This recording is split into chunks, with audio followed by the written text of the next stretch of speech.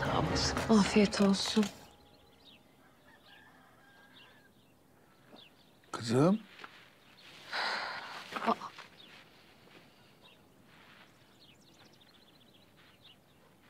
Toprak Ece'yle gitti.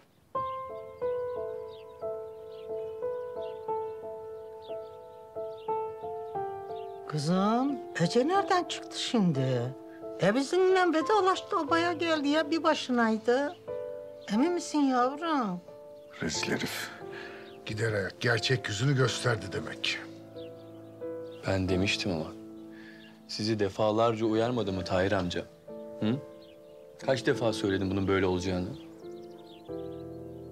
Neyse Gonca sen üzülme. Böyle olması çok daha iyi. Bu saatten sonra anca arrivederci toprağım diyebiliriz yani.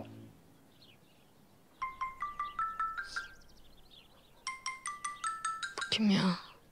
Efendim? Ne? Tamam, geliyorum hemen. Sırrı abi İrdir'de bulmuşlar ama üstünde başında hiçbir şey yokmuş. Çok kötü durumdaymış.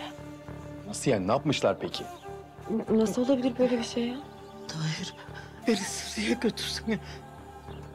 Beraber gidelim. Hadi. Çocuklar siz durun, kurban olayım, siz durun. Çok utanır.